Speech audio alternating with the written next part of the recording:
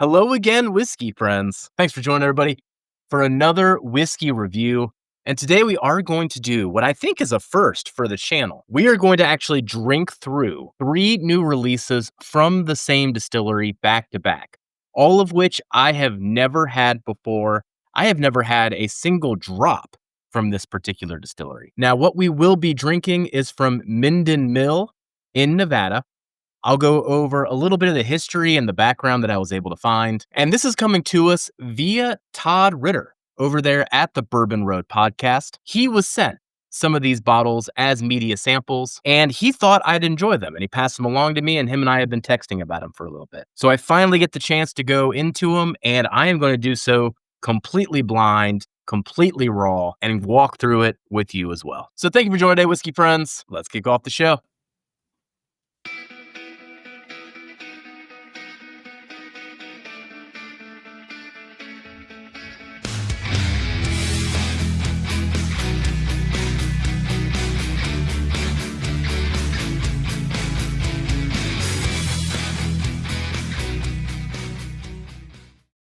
All right. I'm going to pour these out. That way they have a chance to air out as we go through all of the background for today's video. But I've got the bourbon here first. For the bourbon, I am going to do this in a very cool Glen given to me by whiskey friend Doug. Thank you, Doug. Continue to use that thing. I do love it. I always appreciate the Glens that we get around here. I wonder how many Glens everybody has too. Like, I'm pretty much up to like 60 Glens at this point. They just keep adding up, but I love having everyone's little designs to use. So the next one, hey, shout out to Independent Joe. You are going to get the rye. And then shout out to the OGs. Scotch test dummies. Very fittingly, you are getting the single malt. So I'm going to do them in that particular order as recommended by Todd. Pulling up the website here. You know, this is Minden Mill and a little look at the environment that this whiskey is being made in. Always curious what goes into a name, especially something as specific as Minden Mill. But from what I can find, back in the early 1900s, there was a flour mill called Minden Flour Milling Company located in that space in Nevada. And I think they actually took over the same property and put the distillery inside of it. Now, it looks like this project went through a few changes here. In the last 6 years, ownership might have changed hands. But in 2023, when it was acquired again, it was rebranded the Minden Mill name. And now in 2025, we get to see some of the releases from this new distillery. Other things I found out in my research, it looks like the bourbon and the rye are getting made by hybrid column and copper stills, whereas the single malt was just the copper still.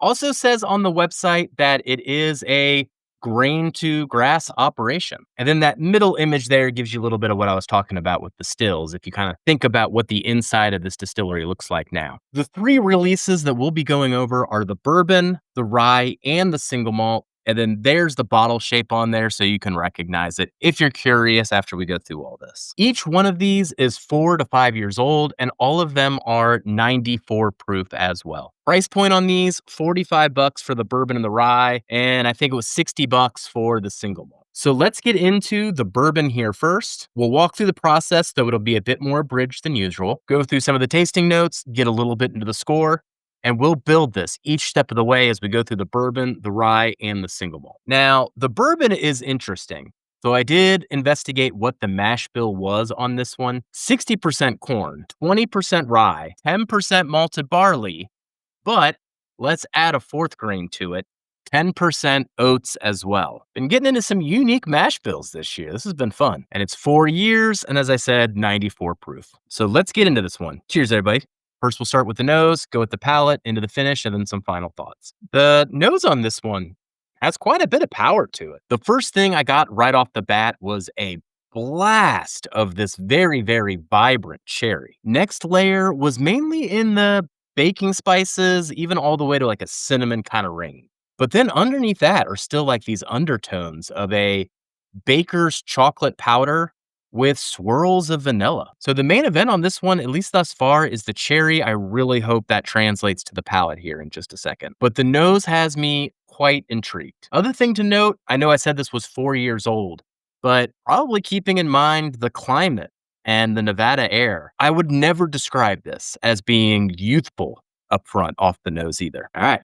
Let's go in for a first sip. Cheers, everybody. On the taste here, the mouthfeel is actually surprisingly creamy for 94 proof. What really stands out is this initial blast of this delicious cherry note. Hints of the vanilla and cinnamon are there. And then as we transition into mid palate, like that vanilla really does take center stage. There's a bit of a cakiness to it. I was either describing it as a cupcake with the vanilla frosting, or maybe it's a muffin, but something of that sort, giving that little breadiness to it. And as I get into mid palate, the cherry note that I've been describing gets more defined, even in like a Twizzler type of range, to really narrow in on it. On the finish, the cherry Twizzlers continue, and for the most part, it pretty much just matches the nose with the baker's chocolate powder and the vanilla and the cinnamon.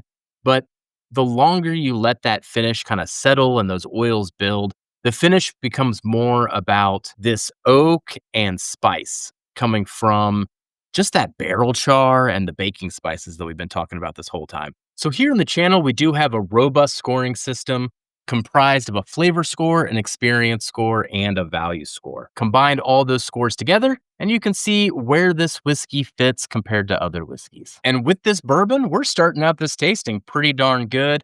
I put this one as an 80 out of 100. Really great cherry note, balanced with that vanilla, the baking spices, the cinnamon. Love the mouthfeel despite its proof. And I do think this one, all in all, is a crowd pleaser. Whenever you come across anything like this, you're always immediately in the back of your head like, I wonder what this tastes like barrel proof. This one does that for me for sure. So a whole lot of potential going on in what I'm tasting here. All right, I'm going to take a quick break, and then we get into the rye. Before that, why don't you listen to this message? We don't just review whiskeys here at Hello Again Whiskey Friends. We also collaborate with our friends all around the country to find the best barrels we can for this community. If you're curious what we're coming up with next, be sure to join our Patreon or our private Facebook group. Links in the description. All right, welcome back, everybody. Few seconds in your world, few minutes in mine. But today, we are going to be getting into the next one in our flight in the Independent Joe Glass. We are now getting into the Minden Mill Rye. This one is 4 years and 94 proof as well, just like the bourbon. And then the mash bill on this one is unique as well. 80% rye, 10% wheat, and 10% malted barley. This is actually the second rye so far this year that I've had that had the wheat in it. And I've also seen, I think it was even like Larrikin had like a high wheat rye. Totally intrigues me. Apparently this is like this new thing that craft distillers are trying, putting wheat in the rye. Always up for the experimentation. All right, we're gonna go through the same process we did through the bourbon, but now into the rye. Cheers, everybody. Starting with the nose, then we'll get into the palate. On the nose of this one, man, I'm gonna go left field on this one, especially for a rye, but the memory that struck into my head was of carbonated grape juice that I give my kids on New Year's when they can't have champagne. Like that white grape juice smell. There's a little honey there as well, combined with like fresh cracked black pepper, white peppercorns, that type of combo. What a weird rye. It's the wheat that people are experimenting with the rye that I think changes the equation, but there's also a little bit of like a doughy note in there too. Almost like that smell that you get when you first pop open like a Pillsbury roll. As I'm getting more into it, there is a little bit of like a mintiness to it that's got more of the stereotypical rye. But I was just like going through my mind, like, gosh, would I know this is a rye blind?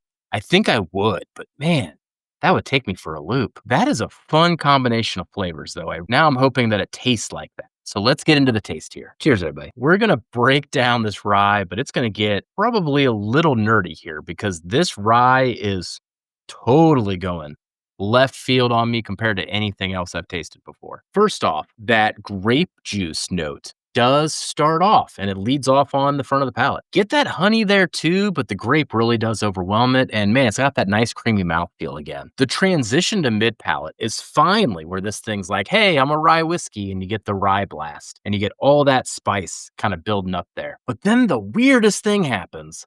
That grape juice turns into apple juice. instantaneously. And then as you get into the finish, it is essentially apple juice. Not only apple juice, I'd even call it caramel apple juice. And then right next to that caramel apple juice is a little bit of that rye spice and that pepper that we were talking about. What a wild rye. What a wild rye. All right, let's get into the final score on the rye then. And on this one, gonna give it an 80 as well.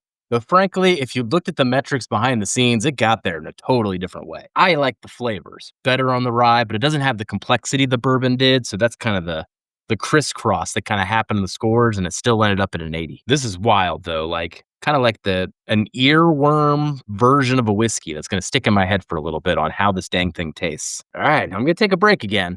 Then we're going to get into the single malt. I'll see you on the flip side, everybody. You might hear about drifting drams from our barrel picks, but not only do they know whiskey, they know coffee even better. Katie and Ethan are always bringing in the best coffee they can for this community. And if you enjoy coffee or you are curious about getting into good coffee, you need to check out Drifting Drams. Fancy coffee for regular people. So check out their website to support a small business that is passionate about what they produce. And they will forever change the way that you look at coffee. All right. Welcome back again, everybody. This is our last segment of today's show. For this last drink through, we are going to get into an American single malt in the Scotch Test Dummies glass.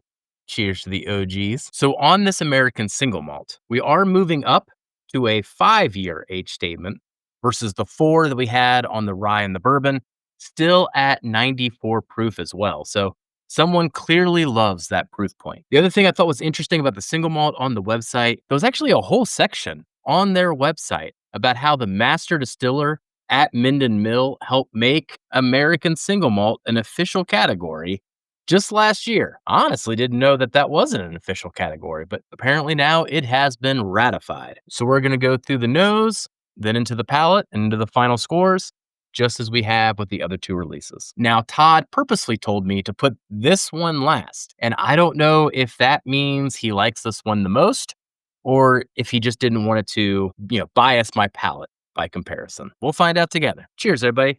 And if you're still here and you've joined me this far, hit that like and subscribe for me.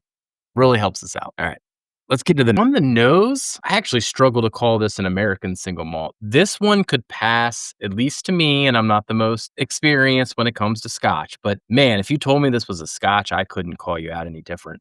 There is that like saltiness and the brininess to it on this nose. It's really got me perplexed a little bit. Underneath that saltiness is a layer of sweetness. In my notes, I just kept going through different dried fruits, oranges, apricots, even getting to like a little bit of a tropical range.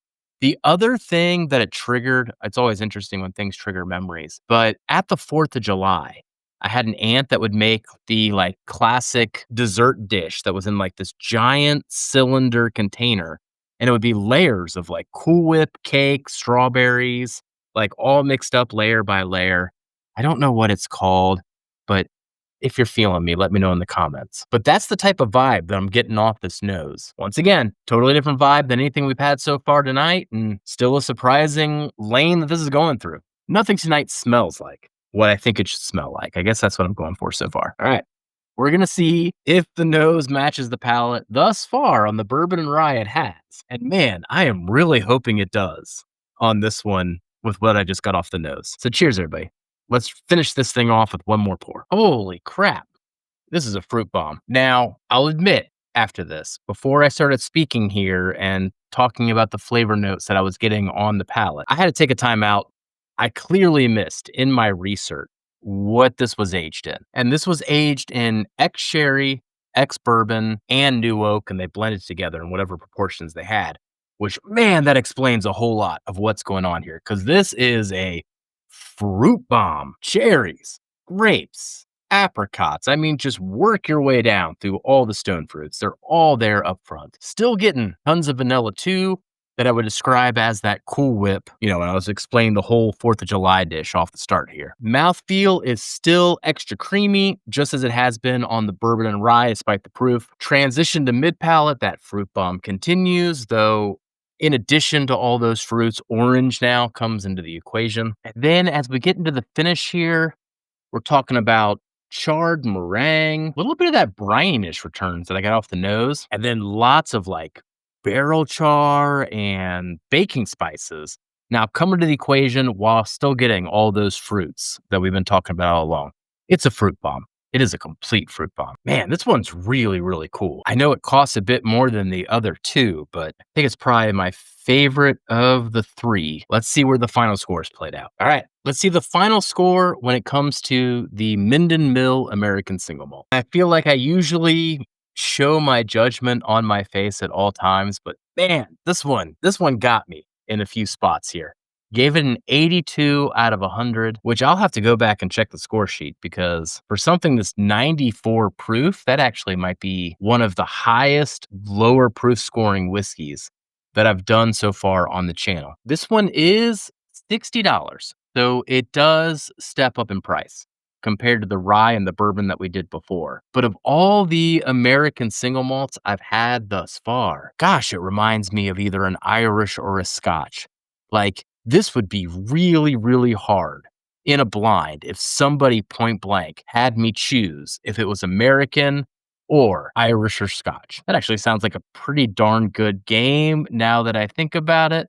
So I'll have to think about how to do that with Kelsey and Darrell later. Oh, that would be actually really fun. Oh, shoot. I've got all types of ideas. Well, that's going to do it, everybody. Thank you so much for joining me here tonight. Hopefully, I edited this down to like 15 to 20 minutes in your world, but I've got a timer right here that says I've been going at this for an hour and a half. I had a whole lot of fun, and thank you to our friend, Todd Ritter, over there at the Bourbon Road Podcast for putting this brand on our radar. Minden Mill in Nevada, doing interesting stuff. And after this taste through, I'm excited about all three.